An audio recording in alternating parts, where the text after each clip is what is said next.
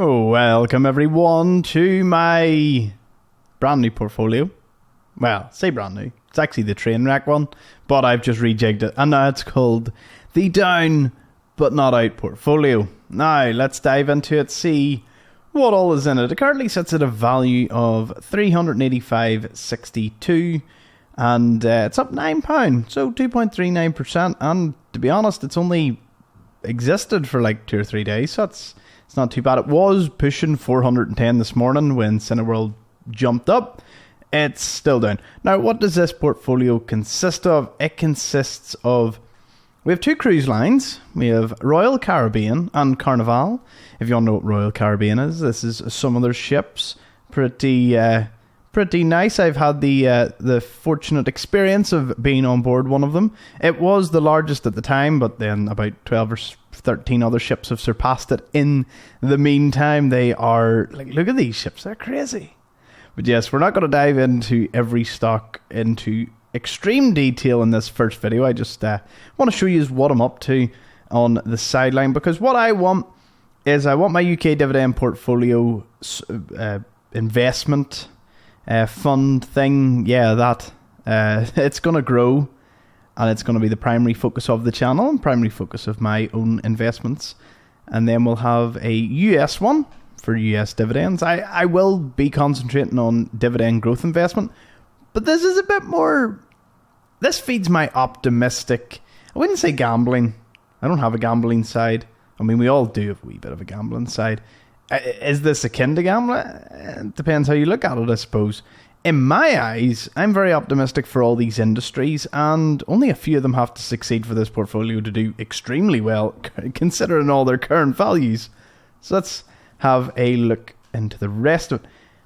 My biggest investment right now in this portfolio is Cineworld Group. Now, Cineworld Group, some of you in the UK may be very familiar with them. They own a very large amount of cinemas across Europe, and I believe some in the US as well.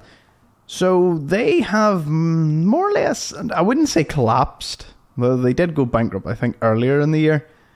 But they're closing in on it because there's not a lot of blockbusters, if any of you have noticed, coming into the cinemas. But I went to Cineworld down in Belfast here in the Odyssey, just newly opened. And it was fantastic. The experience, the cinema, I know it was brand new, so obviously it was going to be pretty good. But that put a lot of faith, at least for me, in that company. So I had them at 10%, but when I seen what happened to them and how their share price just plummeted, I thought, now's the time to buy, because I bought it at the lowest it's ever been on record ever. Is that a good idea? Most people be like, nah, probably not. I mean, some people might say, yeah, it's the best time. For me, it was an opportunity I saw, and I thought, if anything, it'll make for good content, and I was thoroughly happy in my own decision of it. Because they might restructure the company, there might be a really good outlook, and from my own experience of at least using the company, it was very positive. You know, don't get me wrong, if it was a rundown, awful service, awful everything, I would have just avoided the company and been like, yep, collapse. Now, obviously, you know, there's a lot of jobs, livelihoods, and also I would never wish that on any company, lads, ever. But yeah, they're currently near 48.2% of the portfolio, and I may even increase my holdings in it. It's 1,900 shares. They're valued, I bought them at about 8.5 pence, which is like, what, like 10 or 11 cents for our friends across the water in the US. But yes, the Cineworld Group, they take up the biggest chunk at the moment. They were up a solid 27% this morning, but they've come down since. So let's jump into IAG. Now, IAG are British Airways and Iberian. Airlines haven't got it too well. They were actually quite good dividend pairs before, you know, the whole global pandemic and that. And listen, I hope they do recover. I use British Airways. I have used British Airways. I normally use EasyJet and Ryanair, you know, because listen, you can't beat a cheap L flight, I tell you what. I don't live no millionaire lifestyle anyway. But on the one occasion I had to get a flight home and I went with British Airways. It was fantastic. And I'd love to use them more, but they are very expensive. But yes. Next up on the chopping block of my down but not out is Boohoo. Now, Boohoo, I know from 2 sources. Number 1, my sister. who has ordered things off Boohoo in the past. Well, actually, I suppose maybe the news as well. Aren't they the ones that are charging if you return them now, return the clothes? It could be them. I might be wrong. But I know there's sort of a rival on the same sort of like pre-market and whatnot over here in the UK. I also have seen them off another YouTuber, Osborne Foreman. He's another UK YouTuber in the investment side of things. And he is heavy into Boohoo. Now, I have respect for people that just go all in. I mean, don't get me wrong. I don't have to say whether it's a good or a bad decision. It was their decision. But if you're already that deep into like a company such as Boohoo and you keep buying, fair play. I wish them all the best and I hope they do recover. That is why they are on this down but not out. Because their revenues have increased year on year. Like, there are some good points to Boohoo. Their profit margins aren't great. That's kind of the only killer to it. But again, like Cineworld, they might get restructured. Things might be in the up and up for them. Now, who's next? We have Snapchat. Now, Snapchat, I use it as my main source of social media. At some stage, I'll probably have it linked in descriptions if people want to follow my public profile, and you can, I don't know, see my daily antics. If that's something anyone's interested in, I may consider doing that in the future. They're up 20%. They were down quite a bit. I think it's due to advertising revenue, obviously, which I would assume is their main source. I've looked into all these companies a good bit. Never look into a company you haven't done research into. No, never invest in a company you haven't already looked into. That's it. Do your own research.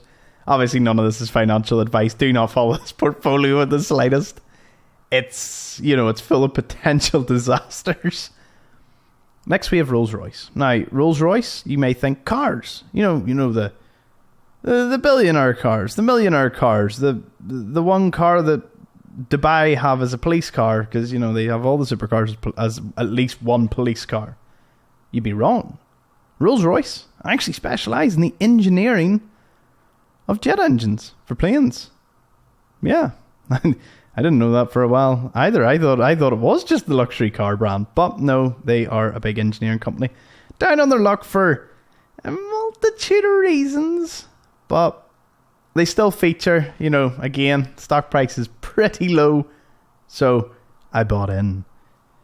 Meme stocks. I love memes. Memes is probably my second source of happiness in this world. Second best source of happiness is memes. I make memes, I have stacks of memes. I'm going to have meme stocks in this portfolio. You best believe it. So we have GameStop and we have AMC Entertainment. AMC, for anyone in the UK that may not have been into the whole meme stocks, meme stonks, GameStop or AMC. Basically, a lot of Redditors got together with stimulus checks, and obviously there was a load of other factors and reasons. Bought the stocks, shorted a load of hedge funds, basically collapsed a few of them, which, you know what? Here, again, I love to see it. You love to see a wee bit of people getting together and showing the man what's what. GameStop and AMC Entertainment. We have Currys as well, another UK-based company. A lot of you are probably familiar with Currys. You look at that symbol and you're like, what is that? I too looked at it. I was like, what is that? I've never seen that logo on anything ever. Ever.